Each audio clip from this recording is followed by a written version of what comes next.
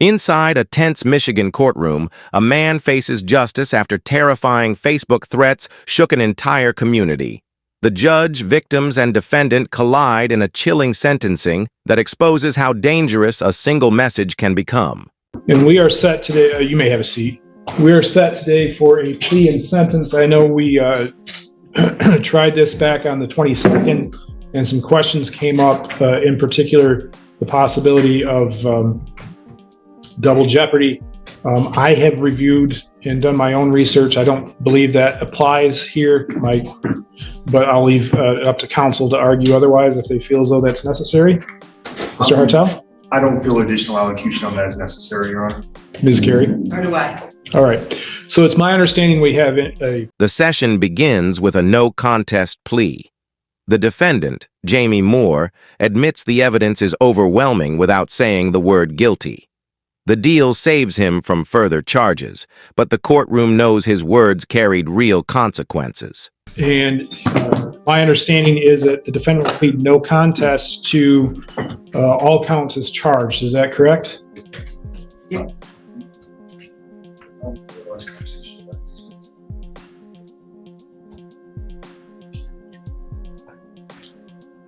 That would be the understanding issue. All right. Ms. Carey, I believe I returned your exhibit last time we were here. Actually, I think Mr. Carnes was covering you. Do you have that?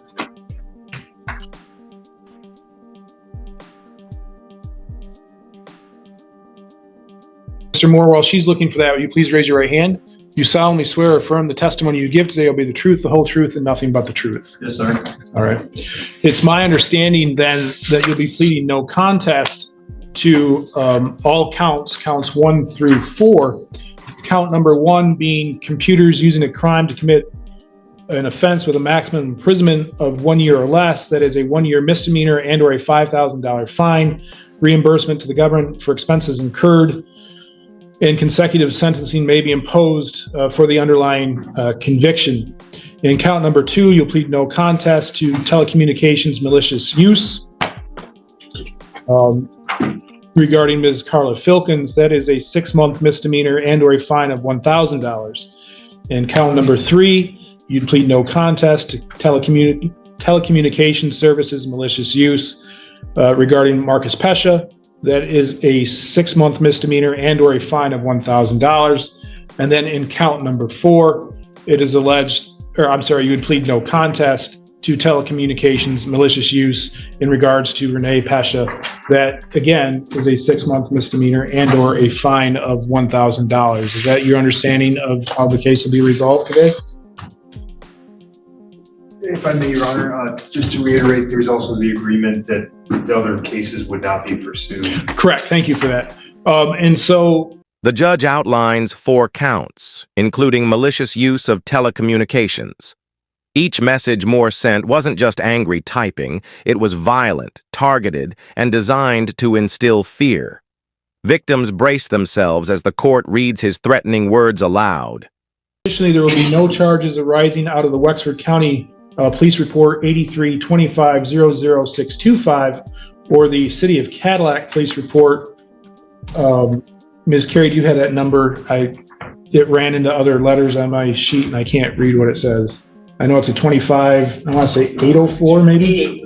884. It's the same. It would have been mine. Okay, so it all arises out of the same occurrence? Correct. All right.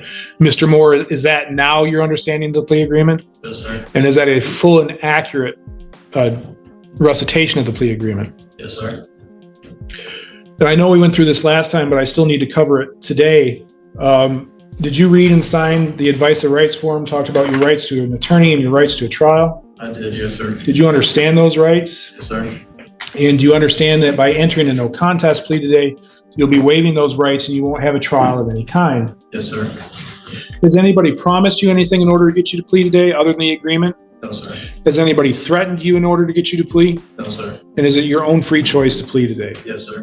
Now, do you understand that by entering a no contest plea, that it will allow the court to review a in this case, a police report, which was already admitted as People's Exhibit number 1, I'll be able to use that to determine whether or not there's a factual basis and whether or not, and to use that for sentencing purposes. Do you understand that? Yes, sir.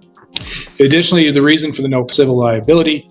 So if any person's listed in the complaint decides that they want to sue you civilly, a guilty plea could be used against you. This would allow you to accept the responsibility as if you are guilty without saying you're guilty. Do you understand that? Understood. Yes, sir. Then to the allegation that on or about January 21st, 2025, here in the city of Cadillac of Wexford County, in count number 1, that you did use a computer to commit a crime with a maximum imprisonment of 1 year or less, in particular, malicious use of a telecommunications device. How do you plead? No contest. To count number 2, malicious use of a telecommunications services in regards to Carla Filkins. How do you plead? No contest. In count number 3, malicious use of a telecommunications services in regard to Marcus Pescia. How do you plead? No contest. And in count number 4, malicious use of telecommunications services in regards to Renee Pescia. How do you plead? No contest.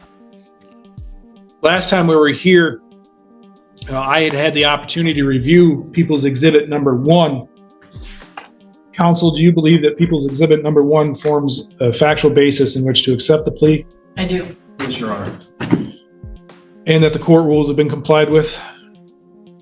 Yes, sir. Yes, Your Honor.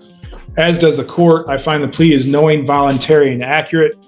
In particular, Mr. Moore, I find that back on January 21st of this year, you had sent messages, and those messages were threatening in nature. I'm sorry, People's Exhibit number 1 also includes the Michigan Department of State Police, incident number 6441025. In particular, to the message that was sent to Ms. Filkins, it states as follows: "You're going to do something about the water in Cadillac." One message warned a city official she'd be dragged from her home and shot. Another targeted a family with brutal threats. The courtroom is forced to hear the raw, disturbing language that left victims sleepless and terrified. Or what, you stupid, dumb bitch. You'll be lucky if one scary night someone don't come to your home and pull you from your sleep and pull you to the streets and put a bullet in your head, you corrupt, dumb bitch.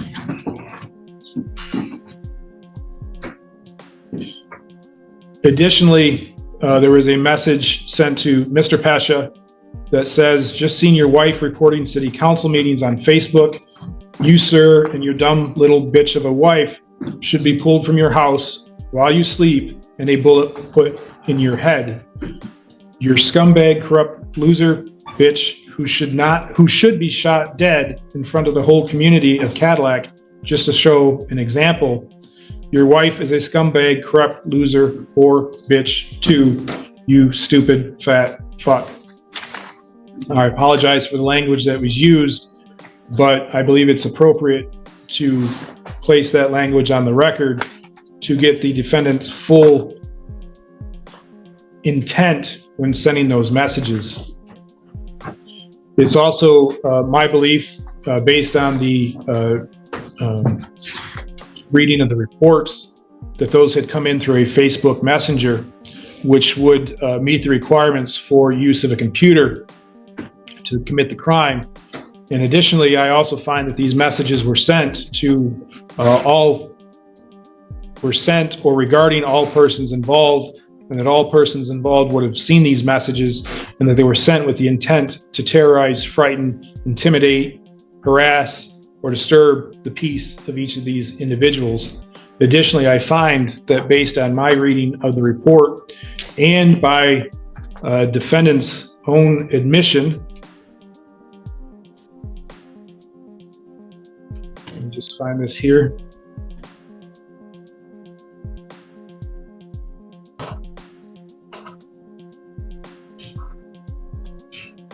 He also admits to sending the messages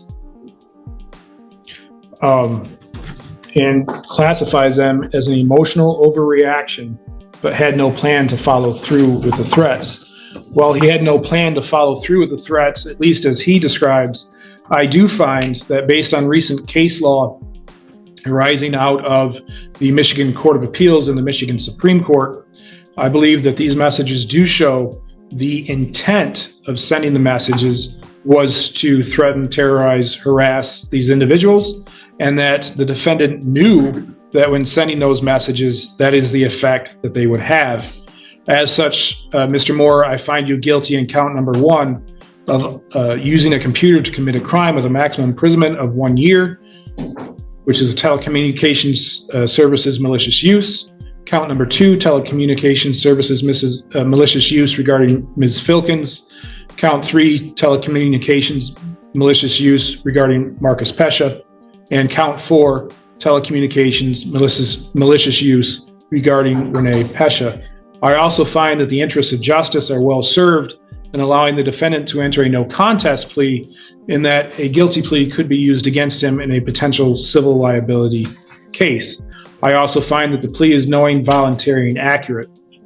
Pursuant to the plea agreement, those additional cases will not be brought. Ms. Carey, are we able to sentence today?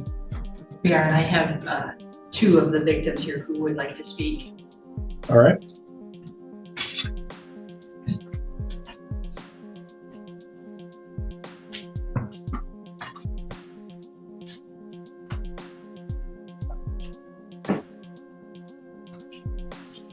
Who wants to go first?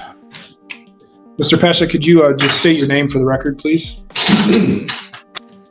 Marcus Pescia. And what is it you would like the court to know? Thank you, and good afternoon, Your Honor, and officials of the court. Your Honor, words have meaning. Words can be weaponized, and words have consequences. You're here today because Mr. Moore read words on a social media platform posted by people that, in my opinion, was published to create an environment rife with chaos and mayhem, an environment to facilitate a crisis that does not exist by the malicious spreading of lies, misinformation, and attacks on my and my wife's character and credibility. Words have meaning. They can be weaponized, and they do have consequences. Mr. Moore could have read those words and reached out through a variety of methods to contact me, or a member of my staff, or a member of any number of state agencies, or even the feds, to gain information. Information that would provide the factual truth of what was being, in my opinion, falsely propagated on social media. However, Mr. Moore did not reach out to learn the truth. Rather, Mr. Moore directly messaged me on the social media platform's messaging feature to threaten me and my wife. And further, as I understand, also posted his profoundly alarming and disgusting threats in at least one publicly available social media group for an unlimited number of people to see, share, and spread. All things that could have led to, and still could lead to, disturbingly violent outcomes. Mr. Moore's actions have detrimentally impacted my life and my wife's. Mr. Moore's actions have also had a negative effect on my children, my family, my friends, and even colleagues. Mr. Moore's actions have caused stress, anxiety, and an emotional roller coaster of feelings. The shock and horror to see words about my wife and I being drug out of bed in the middle of the night, dragged to the streets, shot in the head, and displayed in the town square are evil, and they do have an impact. Stress, sleepless nights, being on edge, they're still with me. They're still with my wife and others. Behavior Mr. Moore has exemplified, it needs to stop. It is not okay, nor is it something that can be simply forgotten, forgiven, or excused. Words have meaning, Words can be weaponized, and words have consequences, and I appreciate the court's time. Thank you. Thank you. Ms. Wilkins? Good afternoon, Your Honor and officials of the court. I came today not with a prepared statement, but I would like to speak from the heart to matter. And Jamie Moore chose to use his words for harm and for evil. And that impacted my family, my 85-year-old mother, my son, who is a Marine, my other children, my grandchildren. It impacted me. It was a game changer for me. I served the city of Cadillac for 11 years with tremendous honor.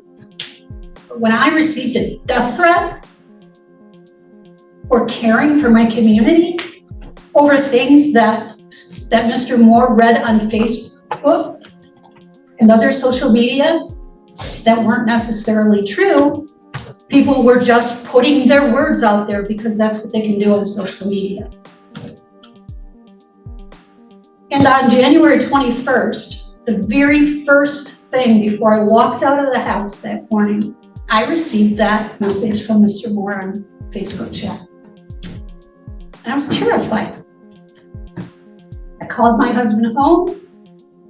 I called the public safety director, and we spent the rest of the day not planning for our business that we needed to conduct that evening for the city of Cadillac. We spent our day trying to, first of all, understand what was happening. And how could we take care of our community with these types of threats coming forward to us? It wasn't just about us. It was about people that are out there that can do such horrendous things with their words. And I just want the court to understand what that's done. Thank you. Thank you, Volk. Elocution, Mr. Hartel? Yes. Well, first of all, I had ordered a pre-sentence investigation report on this. Did both parties receive that? I did. Mr. Hartel? I did as well, Your Honor. All right. Elocution? Yes, thank you, Your Honor. Anytime there's civil liability possibility for the no contest, I'm obviously a bit cautious to overly allocate.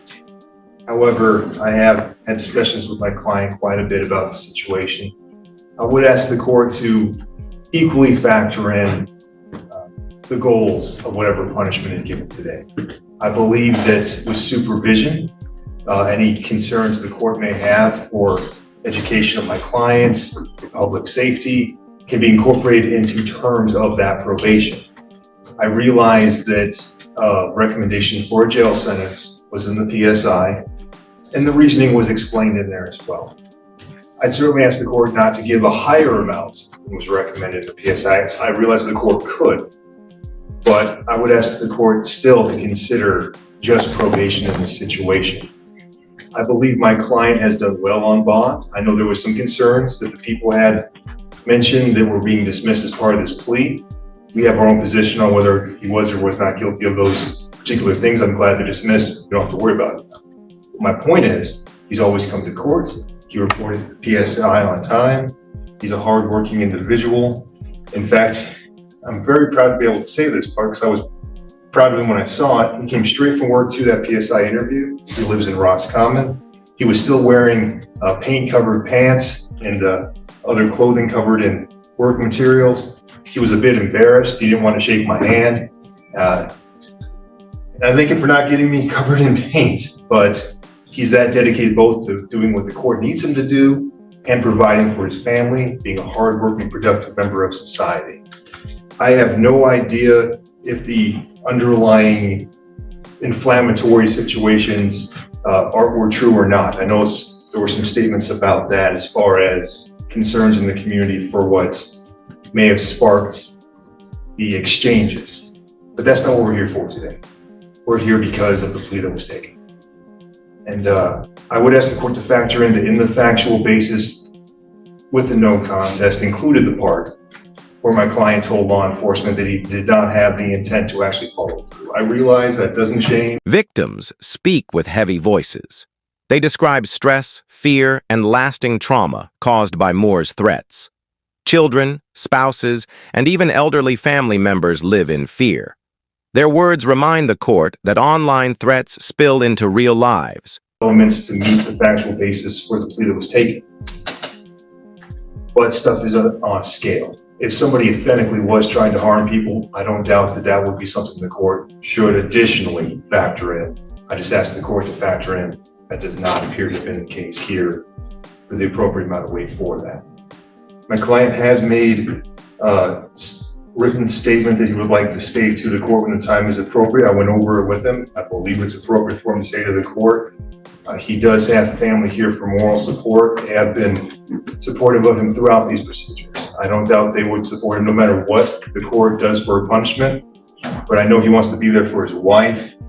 He wants to continue to maintain that business, and he has a few other positives that he would like to say to the court. And again, I made sure that they don't destroy the purpose of the no contest. Thank you. Ms. Carey?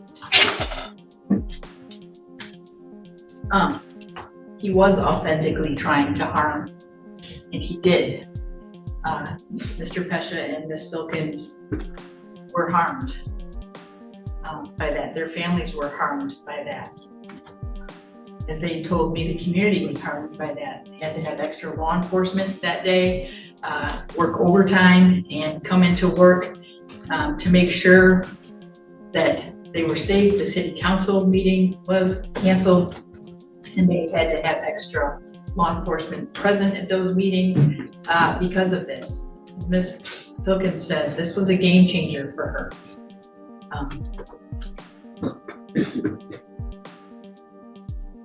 Words do have meaning, and his words were awful. He chose to use awful words to make, and did make, these people feel threatened, and they still are affected by it.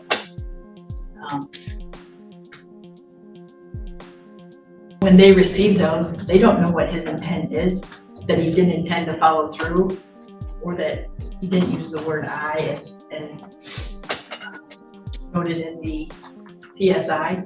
They don't know that. What they do know is someone wants them drug out of the house and with a bullet put in their heads. Mr. Pesha's wife said, that's not okay. And it does incite fear. And it's a threat. And it's horrifying, frankly. No matter what the reason or the underlying reason is, or the politics or whatever, that's not an appropriate response. So the people, I appreciate the department's, or the probation department's recommendation for 93 days jail with credit for 1. I don't think that rehabilitation is appropriate. Again, like the last case, there's no, I don't know what the rehabilitation would be. There's no alcohol or drugs alleged. So people are going to ask for a jail sentence on count 1. The people are going to ask for 1 year and the 6 months in the other 3 counts. Thank you. Mr. Moore, you have the right to address the court before sentencing. I do realize you've entered a no contest plea, but is there anything you would like me to know?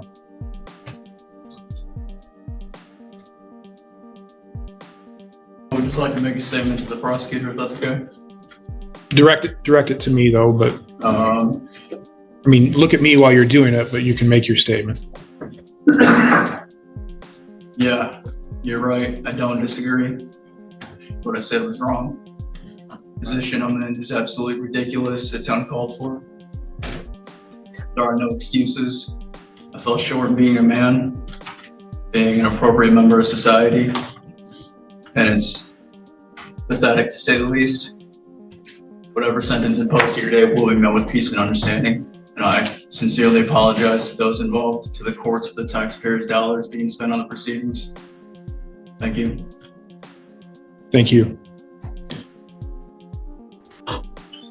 Mr. Moore, that while I blame you for your actions, I don't blame you entirely.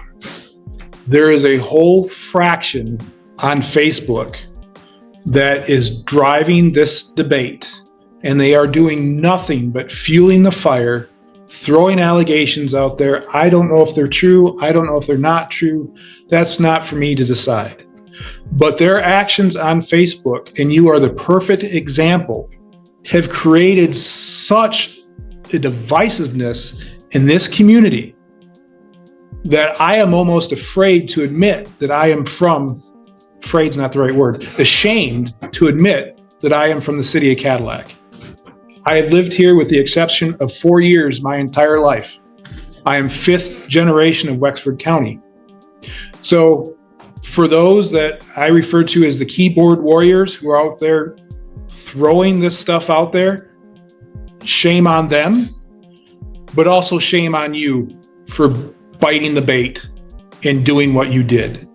I have not seen such animosity in this country with our elected and public officials for as long as I can remember, and as near as I can tell, I'm not even sure we've had it since the beginning of the country, when we used to drag people out and tar and feather them. That is what this reminds me of, and it has got to stop. This is completely ridiculous. It is hard enough to get people to step up to the plate and say, yes, I want to serve. I have been in the position that the two people that spoke today have been in as far as receiving the threats. I've been in that position where I've had to explain to my kids, I'm sorry, you can't go someplace. Or if you go, you need to be on the lookout because some crazy person has decided they're going to post a threat.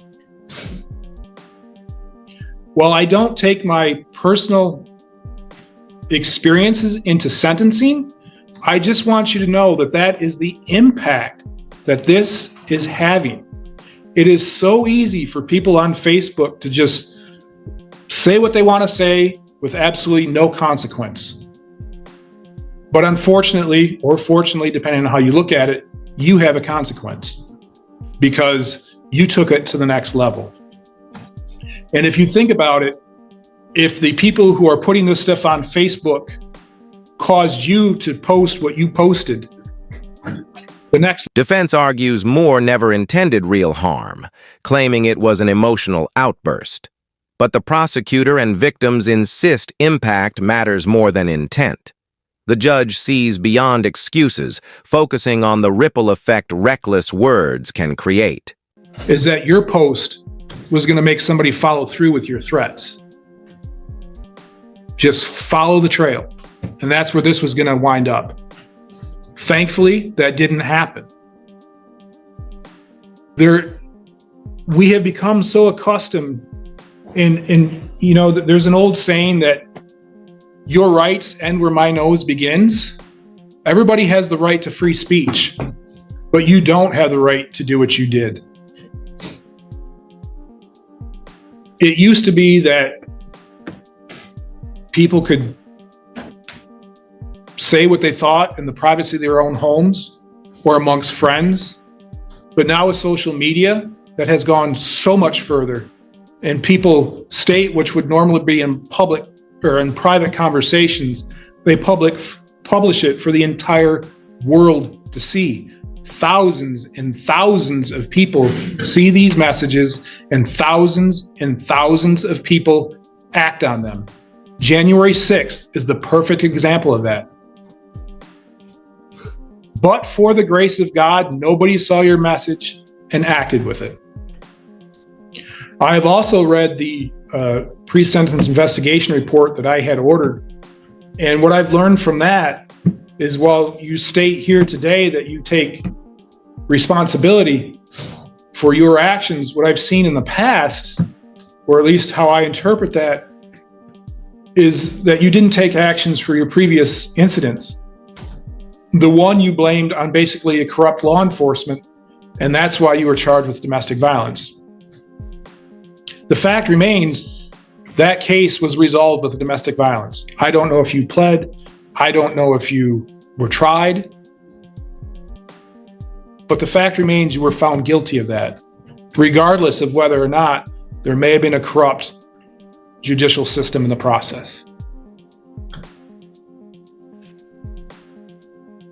I have to agree with Ms. Carey. I'm not sure what benefit I get or that the community gets for putting you on probation. What I do know is that by locking you up that is the only way I am going to protect society and at least protect you from posting these types of messages. I understand that they may have been posted in the heat of the moment, but as has been the theme this afternoon, actions have consequences. And there is no excuse for the actions that you took the time to type out and not just post it on a group, but you sent it to individual people.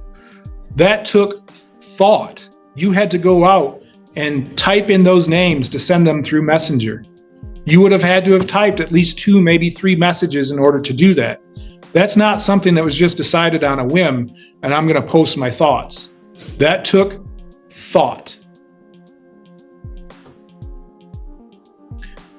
I realize the recommendation in this case from the probation department with 1-day credit. I don't believe I can keep the public safe with 93 days.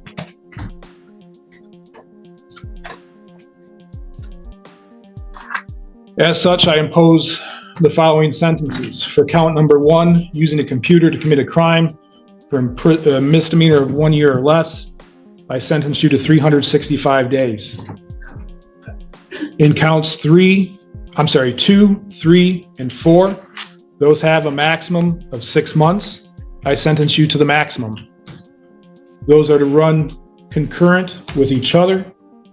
And on each of those sentences, you will receive 1-day credit. There is also a $75 crime victims' rights fee, a $50 state minimum fee, $150 fine,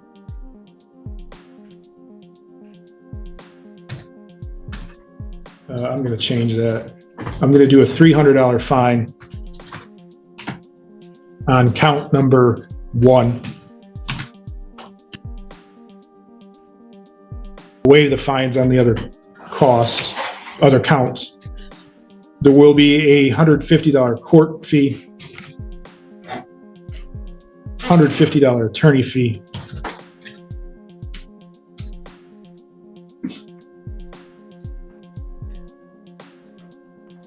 the 365 and the 180 respectively with the 1-day credit.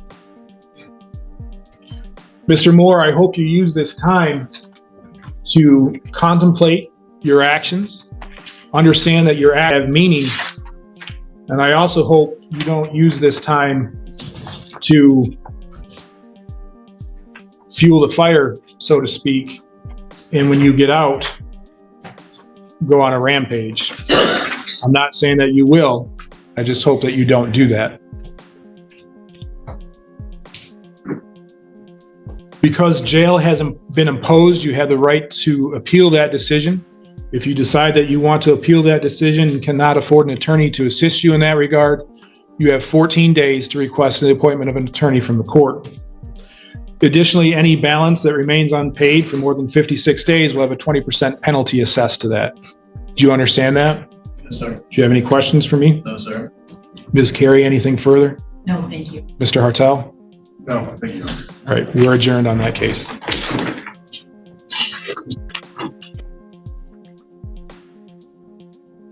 Finally, the gavel falls.